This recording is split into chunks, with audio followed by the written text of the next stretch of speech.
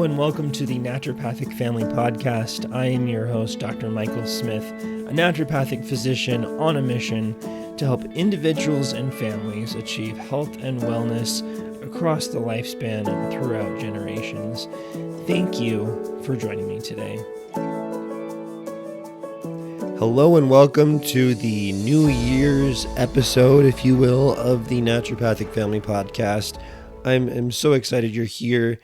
And it's a wonderful opportunity that we have at New Year's time, at the changing of the not only the year, but the month as well. Sometimes this week it's going to be kind of the changing of the week, to start over, to look at our lives and to figure out what went well in 2023 and what maybe we can improve on in 2024. And there are wonderful opportunities to change, to improve, and to be better. And that's what this episode is going to be about. It's going to be about those classic New Year's resolutions. And I'm going to tell you a little bit later on why I actually don't like the word resolutions.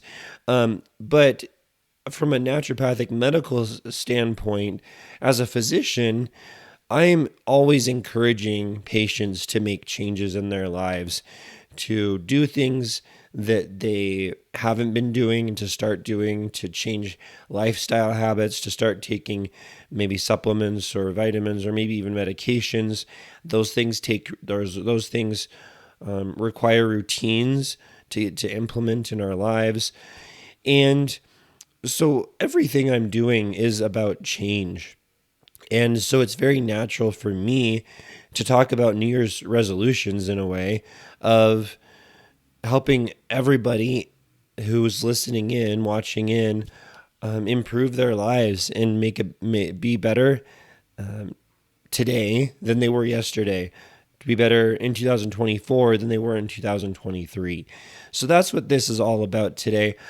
Maybe think about this episode as the pep talk that I want to give to all my patients, and you get to listen in. So that's where we're at today.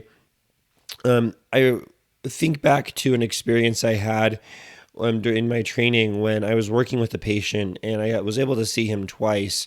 The first time he came in, an individual who didn't have a lot of nutrition education, just for different reasons. He was in a position where he could change his life, had a rough past, but wanted to change his life and wanted to feel better. He wanted to, I think it was lose weight, maybe gain weight, he wanted to work out more and get physical, and he wanted to make sure his nutrition was adequate. So during that appointment, I worked with him and I taught him about the basics of carbohydrates and proteins and the macronutrients and micronutrients that we need. And gave him some very specific diet recipes, some things that he can try. And I didn't intend fully for that to be all inclusive, but to get his mind going of some meals that included all the different food groups and how he could incorporate all of those into a nice, balanced, healthy meal. A couple weeks later, I saw him again, and he had done everything that I had recommended to the T. And I was quite blown away, because not all my patients do that. But he was on it. He did everything. He made those recipes, and he felt better. It was amazing to see. He looked better. He felt better.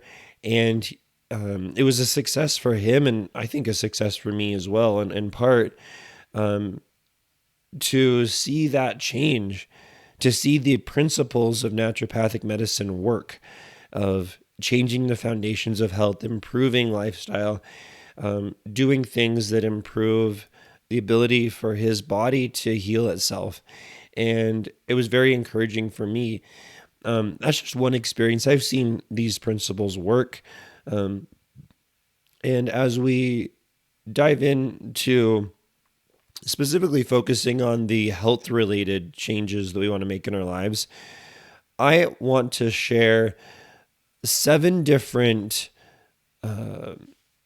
tips, in a way, tips, recommendations, encouragements, strategies, mindset shifts to help you conquer your New Year's resolutions and to make 2024 be so much better than 2023.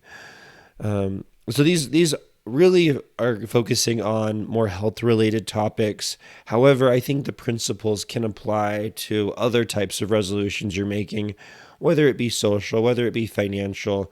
These are all principles, but I'm focusing today mostly on health because I'm a naturopathic medical doctor and that's what I do. So number one, there's three word swaps that I want to talk about. Number one, word swap number one is to use the word goals and not resolutions.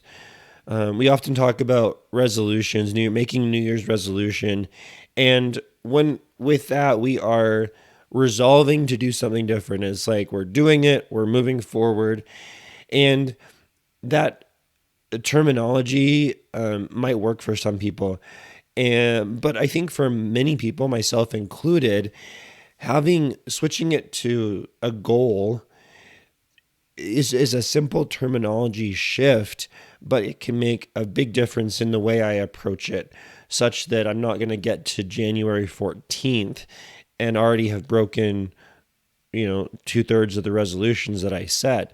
I'm setting a goal and I want to change, and I'm going to keep working at that goal, even though I know that I'm not a perfect human being.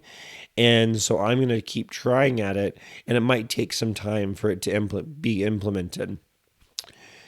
Once I heard a story of being like one of those old school sailing ships at sea, the ones that use the sextant to find their orientation relative to the stars and figure out where they're going and the direction they're heading. And I think of it like a goal is like picking a star, say the North Star, that we're traveling toward, or we're using as a reference point. But for the sake of it, let's just say we're heading toward a particular star that we can see at night. And sometimes our course might deviate just for whatever reasons. We might go on vacation, so our diet might be upset or different. We might get sick, so we're not able to exercise or move the way we want to. Life happens, things happen. However, we're still focused on that star, that goal that we have. So we do some course correction, and we get back on track to where we want to be. And by doing that, we're able to make sure that we're heading in that right direction. Okay, so that's number one, switching the word goals instead of resolutions. The next word swap is to start using the phrase healing or nutritious foods instead of diets.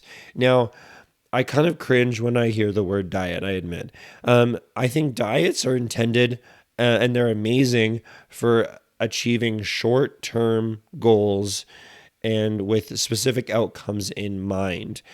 The way I approach diets is that they're used to achieve a certain end for a specific amount of time, whether that's the Mediterranean diet to lower the risk of heart disease, whether that's the DASH diet to lower the risk of high blood pressure, whether that's a keto diet, which is intended specifically for a select range of conditions, or at least that's what it's been studied for, versus just saying, oh, I'm going on keto, I'm going on Mediterranean, and I'm just going to keep going indefinitely. For me, as a physician, that's the way I approach diets. However, I think for the majority of us, myself included, these fad diets might not be the best for us. Every human body is different. Every human body needs different things and different types of nutrients to thrive. And what works for one might not work for the other. So it's really hard to say, oh, everyone should be on this diet because maybe that diet isn't going to be great for you. Instead, flipping that, I like to focus on what are foods that are healing and nutritious for me personally. I have some diet limitations. I don't know if that's the best word to use. For me, dairy doesn't make me feel very good. When I eat lots of amounts of sugar, that doesn't make me feel very good. I recognize that in my own body. So my diet, the food that I eat on a regular basis, typically doesn't include dairy. And it doesn't typically, I try to avoid sugar as much as I can, or at least processed sugar, cane sugar. That's me. That might not be for you or your kids or those that you love. And so I have identified foods that for me are nutritious, that are healing, that I really feel good when I eat. And I feel like that's something that we can all work toward, is finding those foods that are healing, that are nutritious, that have a really great macro micronutrient profile, and that we can incorporate into our bodies in our regular eating routines. There's the idea of nutrigenomics, of how our body and our genes have programmed our body to be able to optimally digest or not certain types of foods, depending on the enzymes and proteins that we have in our body that's governed by our genes. And so by saying that something is good for everybody doesn't acknowledge the fact that everyone's genome is different and our bodies digest food differently. And so that's why I really like to emphasize healing, nutritious foods rather than diets. That's word swap number 2.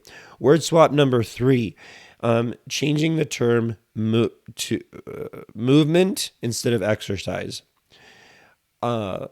There seems to be this connotation with exercise that there's an expected form, expected activities, expected length of time that we need to do for exercise.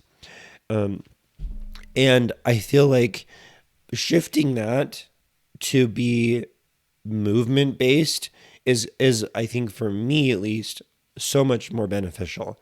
When I say I just need to move my body, I've been sitting in a chair working on my computer for X amount of hours today already. I need to move. My body is getting crazy. I need to go on a walk. I need to stretch. I need to do some yoga.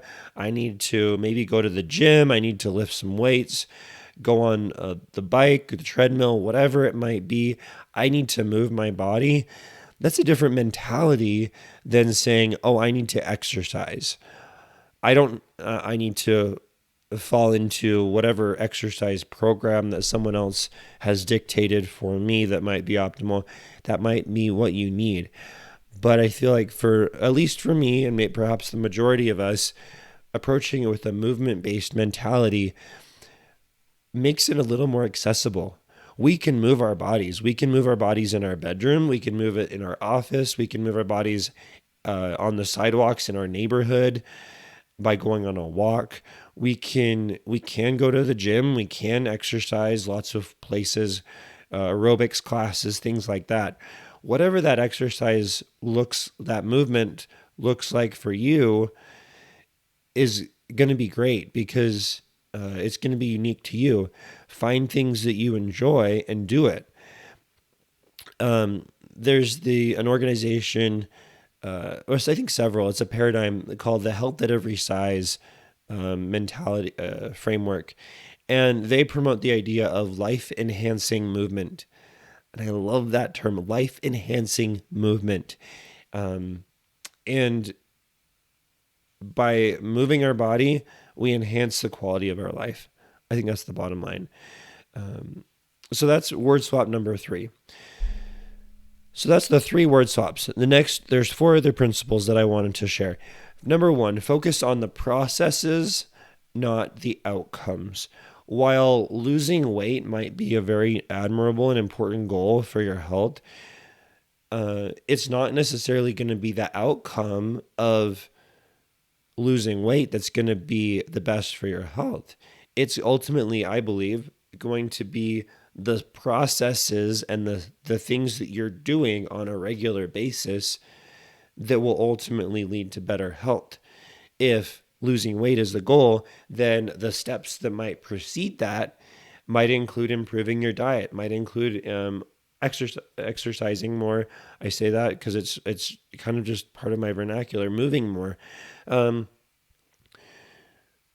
getting better sleep. It might include going to see a doctor to see if there's any underlying health conditions. There might be so many things that precede that. And by doing those things on a regular basis, we will achieve that goal and then some. We're looking at the long stretch here. We're not just looking at a short term 1 year goal of what we want to be like on December 31st, 2024. We're thinking decades. We're thinking our whole lifespan. And there is so much more of life to live. We want to get those processes in place so that as we age, as we keep going in our lives, those habits will be instilled within us and that we can achieve all of the health goals and maintain them and not rebound back to where we are right now, where we've been in the past, but that we can keep moving forward at an accelerated rate. That's number 4. Number 5, remember that you can be healthy regardless of your body size. I just mentioned the health at every size mentality.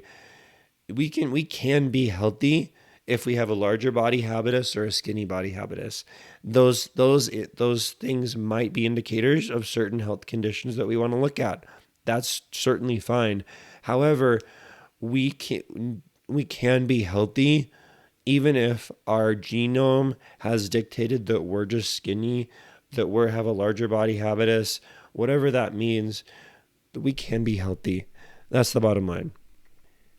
Related to all of these above, and I hinted at it a minute ago, is that there might be things outside of our conscious control that might be impacting our health and that might be limiting our body's ability to change. For example, I have seen many patients with hypothyroidism or low levels of our thyroid hormone. Thyroid is a metabolism hormone. It kind of gets our body going. Like if you think about like a coal train, it kind of stokes that fire, throws coal on the fire kind of thing to get our body going in lots of different ways. It affects lots of our cells all over our body. When we have low levels of thyroid hormone, our body will slow down. It tends to slow down. Think of like constipation. That's which happens frequently during hypothyroidism. Our colon, our small intestine, large intestine, they're moving slower. That metabolism is kind of slower. So things move slowly. They're not going to come out as slowly. So you end up with something like constipation, for example. Now, another side effect of hypothyroidism is the inability to lose weight. And I saw a patient recently who was struggling with that. And I checked, did some blood work, looked at their thyroid hormone, and indeed it was a little bit low. The thyroid hormones were low or off balance, suggesting hypothyroidism. So maybe it's not the hypothyroidism, or maybe it's not the diets that's that's necessarily going to change. It's going to be first addressing the root cause, going to that level of treating the whole person, treating the root cause, figuring out what's really going on here, addressing it, and then moving on, maybe simultaneously, but then moving on to the diet, the food, the nutrition, the movement, the sleep, and everything else like that. So we got to make sure that we're addressing the root cause of our health conditions and not just blaming it initially on things that are part of our lifestyle, the food that we eat, our movement, and etc. The last recommendation is to get a support system, whether that's your spouse, partner, family member, friend, a coach, a doctor, a physician. That's my job, is to really be that support system for individuals to help them achieve their goals. We don't live in a silo. We are social beings. We need and thrive off of interactions with others, and we need that in order to achieve our goals. And when we can work together to achieve individually, work together to achieve our goals, there's some synergy that can build off of each other. If you want to go move your body with a partner, a friend, going to the gym, excuse me, together can be beneficial because then you have a buddy to go with. There's some accountability there. When you go see a physician, you are in a way accountable to them for how you are doing in improving your health. They hopefully have been trained in how to help you achieve those goals. And by so doing, can help motivate you and keep you going in that direction. I really like the idea of Legos. I don't know about you, but me and my family love Legos.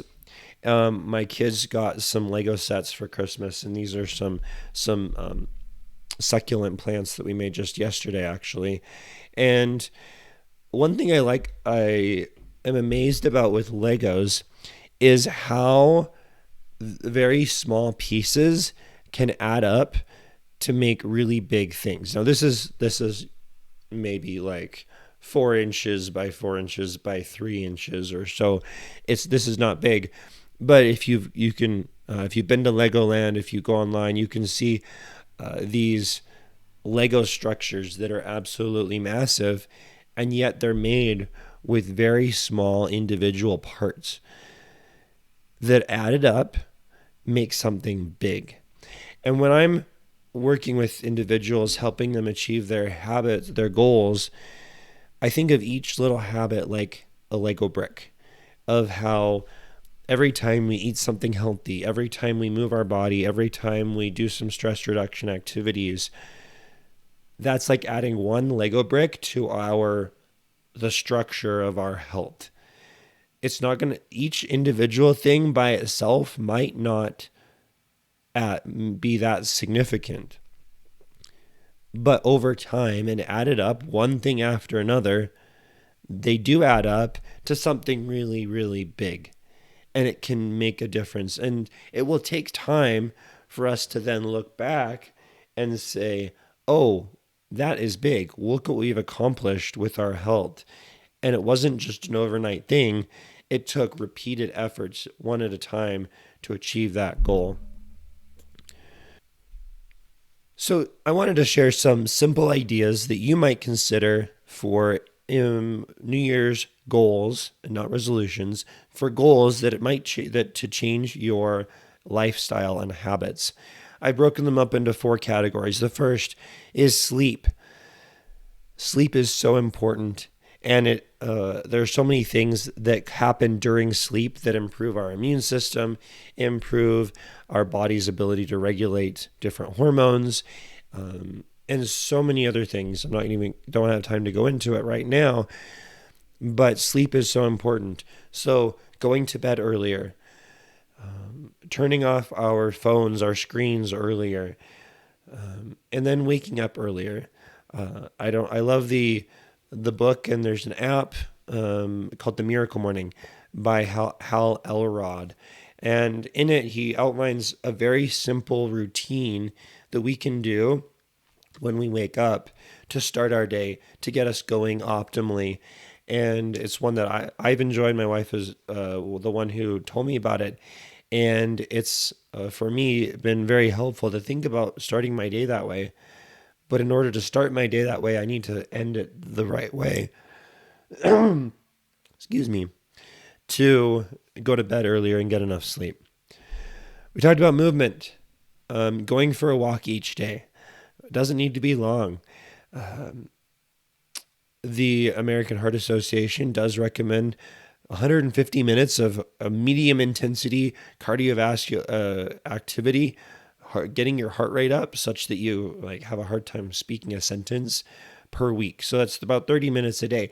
That's the goal for optimal heart health. Are you or I there yet? Maybe, maybe not. However, something we can do is to start small. And the best way, the cheapest way, the easiest way that I know of is by walking. And there's lots of benefits that have been found by walking that can improve heart health. It can improve overall well-being, and it helps us achieve. It helps us be outside. I say it often because I believe it's true that the nature inside of us needs the nature outside of us. And walking, even if it's around our neighborhood, around the block, can help us achieve that goal.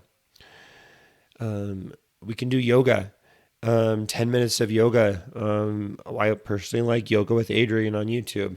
There are many others that are free online yoga routines that you can do easily from the comfort of your home. You don't need any equipment. Sometimes a yoga mat might be helpful, but you don't even need that.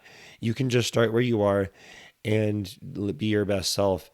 And simply something like adding 10 minutes of 10 push-ups to your routine when waking up, moving your body right when you get going, whatever that looks like for you. When thinking about the food that we're eating, some ideas might include shopping the perimeter of the grocery store.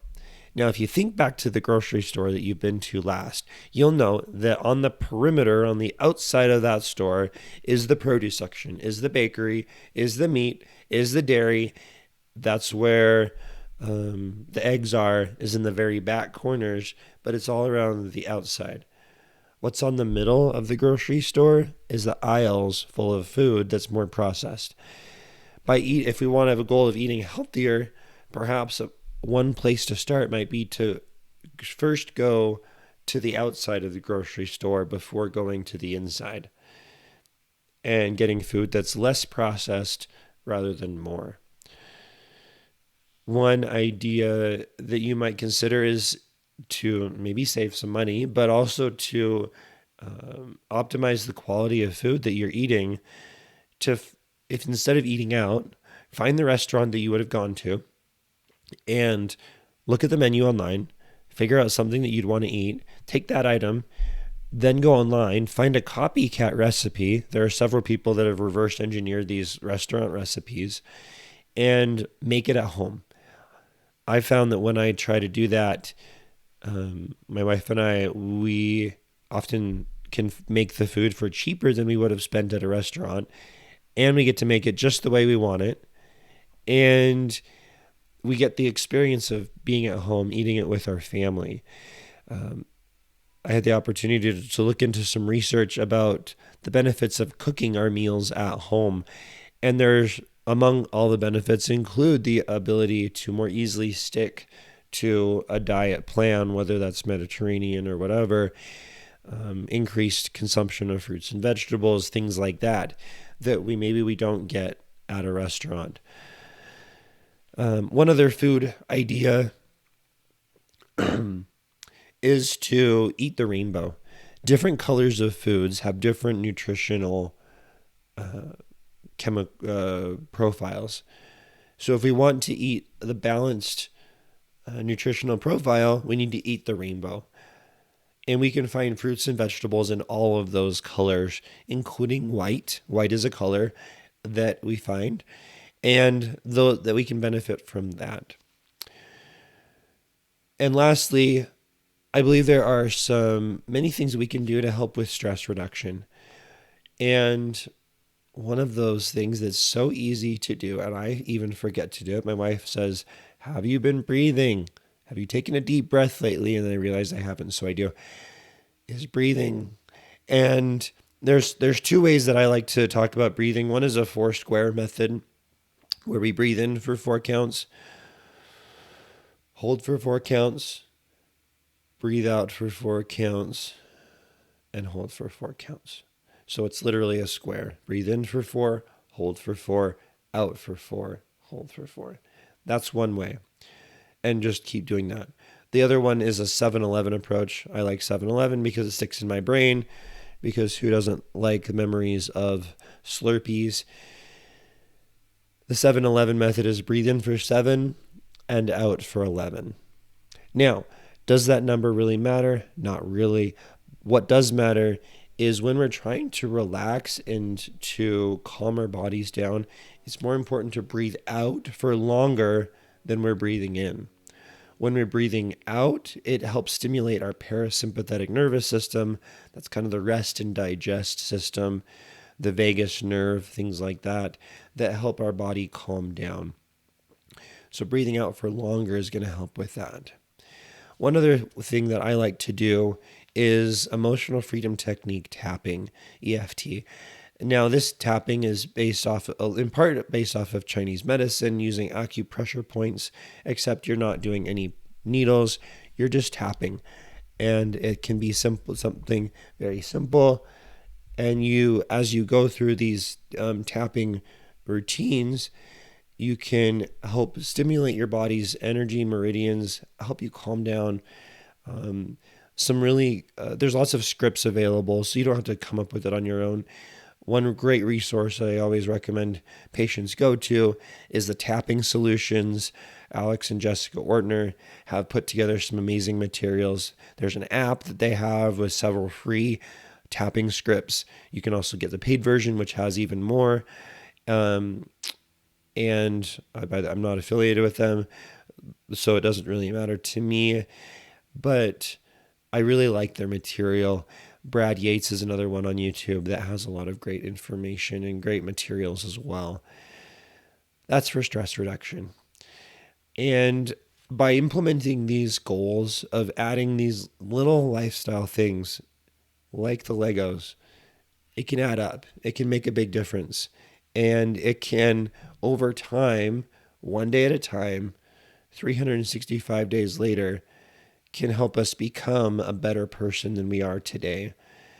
And we can have improved health, improved vitality, and be a changed, healthier person. Because I think that's what we're all trying to do. That's what my goal is as a naturopathic physician, is to help people make those changes little by little, sometimes including that medical lens that is sometimes necessary to look at the root cause, but making a difference for them in the long run. So I wish you all the best as you work on your New Year's goals, and by making small and simple changes, I hope that you can see the great results that you are seeking for. Wish you all the best, and until next time, be well.